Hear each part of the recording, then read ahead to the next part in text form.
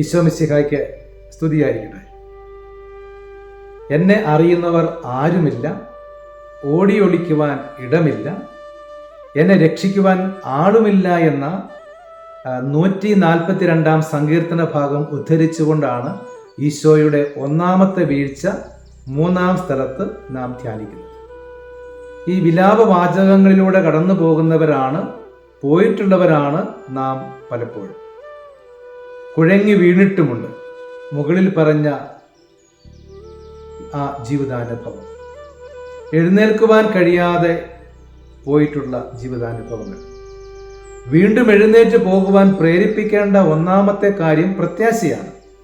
ഇരുണ്ട തുരങ്കം പോലെയുള്ള ഈ ജീവിതത്തിൻ്റെ അങ്ങേയറ്റം ഞാൻ വെളിച്ചം കണ്ടെത്തുമെന്ന ഒരു പ്രത്യാശ.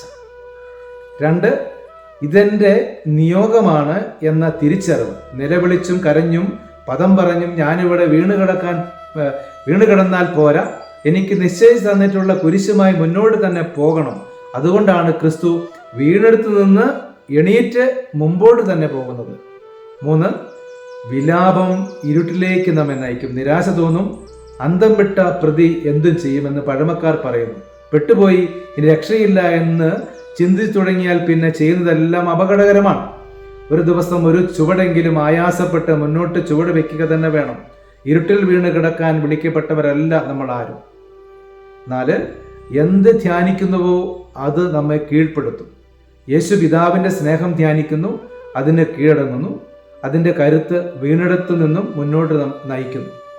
ലഹരിയിലാണ്ടുപോയ സഹോദരങ്ങൾ നിരാശയെ ധ്യാനിക്കുന്നു, ഇരുട്ടിന് കീഴടങ്ങുന്നു, മറ്റുള്ളവരെയും തന്നെയും നശിപ്പിച്ച് വീണെടുത്ത് ഒടുങ്ങുന്നു. പരീക്ഷയിൽ തോറ്റു വീഴുമ്പോൾ, സ്നേഹം തിരസ്കരിക്കപ്പെട്ട് വീഴുമ്പോൾ, വിമർശനങ്ങൾ ഏറ്റു വീഴുമ്പോൾ, തെറ്റിദ്ധാരണയിൽ തട്ടി വീഴുമ്പോൾ, സാമ്പത്തിക നഷ്ടത്തിൽ കുരുങ്ങി വീഴുമ്പോൾ, രോഗിയായി വീഴുമ്പോൾ, ഒറ്റപ്പെടുമ്പോൾ, നിരാശ തോന്നുമ്പോൾ എന്താണ് നാം ധ്യാനിക്കേണ്ടത്? ഈശോയുടെ ഈ ജീവിത മനോഭാവം നമ്മൾ ധ്യാനിക്കണം. നല്ല ദൈവം കൂടെ ഉണ്ടാകട്ടെ. ദൈവം എല്ലാവരെയും അനുഗ്രഹിക്കും.